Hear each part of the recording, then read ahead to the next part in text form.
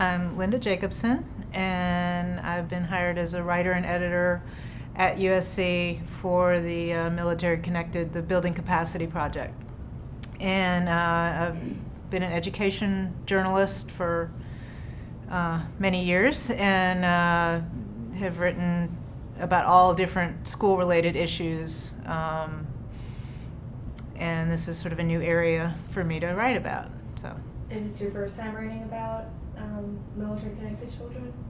I've done a little bit about families with preschool-age children. There was some stories a couple years ago about states opening their state pre-K programs to preschool-age children. You know, even if they didn't fit the usual eligibility requirements, if their families were on active duty. So that was sort of my first knowledge of this the training, or the MCEC organization, their work, because they were big advocates of that. And so I wrote a little bit about that, but not as far as the ongoing sort of K-12 issues. This is sort of getting into it for the first time. Tell me if you have any personal experiences with military-dependent children. I can't say, a lot. I mean, no, I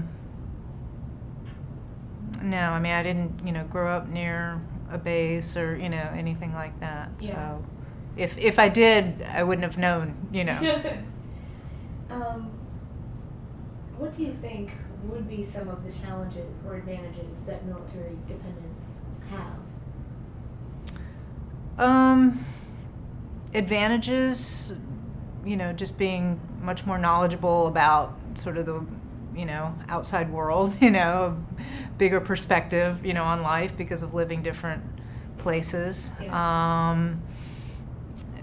Ability to, I think it obviously depends, on the individual child, but in general, maybe an ability to make friends quickly, to settle in quickly, to new routines, to be, adaptable, to flexible to, different situations. Possibly because of, possibly knowing more than one language, depending on where they grew up, if they were overseas at all, which is becoming a greater and greater asset, for students. Those things that come to mind. What do you consider to be top priorities when kind of dealing with military dependents? Certainly they're, where they are in school, what gaps are there as far as their academic, progression, and as far as the, the school's response, I'm sure that's, some of the first questions they ask, but then, just also making sure that they're, settling it, that they're making some relationships in their new schools, that they're positive relationships. You want to sort of see, I'm sure, who it is that they are gravitating toward. Yeah. That you sort of monitor who they're spending time with, that they, if they had outside activities, like sports or arts or dance or, or any of these things, that you try to maintain that, or help them plug in to that in the new community that they're in. Yeah. I don't know if you know a lot about I'm assuming you know a lot about the program that's happening here. What are some of the, what do you think is some of the best initiatives that USC is coming up with to help these children? I think to make, these schools as, as knowledgeable as possible about strategies that they could use. I think there is it's just new territory too for research. I mean, as a writer, I always like writing about research and seeing how it connected to sort of past studies and what new knowledge does this contribute, and this is a pretty untouched area. I mean, there's programs and services that might work with mobile populations in general, but we don't know if it helps these particular children. So just answering some of those questions, and making the schools as positive a place to be for these kids. I mean, just in some of the reviews I've done of some of the materials so far, a lot of it is these sort of new student welcoming things, these buddy programs, and you're going to have, but that's all like in the first couple of days. What happens months later, when the child, they still have these stressful issues at home, but now everybody's just sort of forgotten that they were new, but the issues are still there. So what can be some of the ongoing interventions, to make the time that they're there, as positive as possible. So.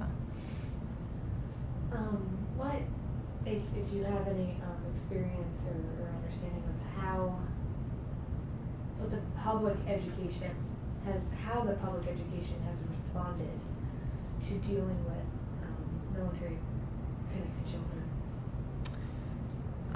Again, I think it varies tremendously. I mean, in this community here, some schools are very aware of it and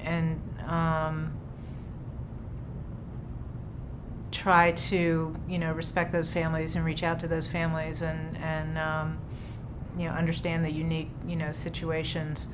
I think other schools have sort of ignored it, not out of disrespect, but it's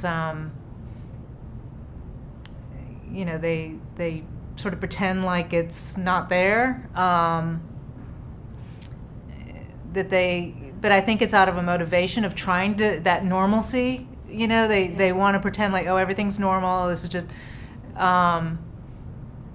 so they may be thinking that they're trying to create a normal situation for a child, but in doing so, they're ignoring, some of the issues.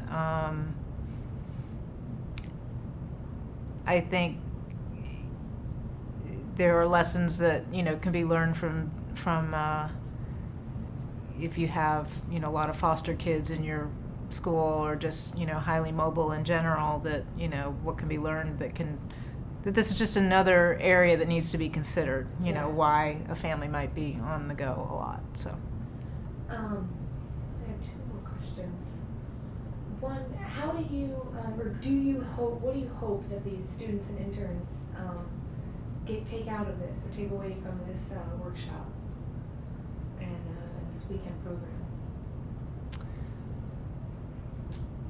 I think that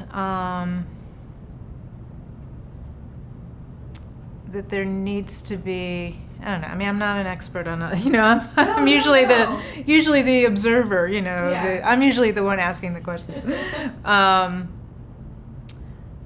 Just if there's some new strategy or understanding that maybe they haven't heard before, if they can think, if there's something that might help a particular kid that they're seeing, on a regular basis, and that I don't know to what extent they talk with, the classroom teachers, but if there's some, that seemed to be a message that was coming out a lot, that it's not just the counselor who's responsible, for showing concern for these families, that the student may connect with a coach or connect with, an after-school provider, or there may be that if everybody's in the school is aware of the challenges these students are facing, that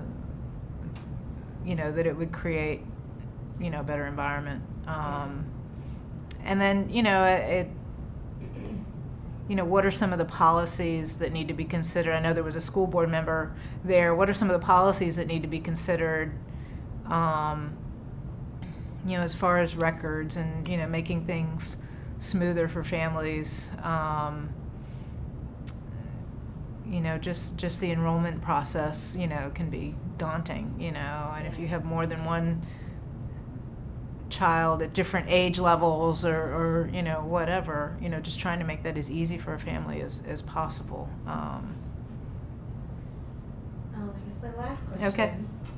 As a writer, are you inspired by any of the stories or stuff that you maybe had to write about during this, to kind of write about military dependent children, or?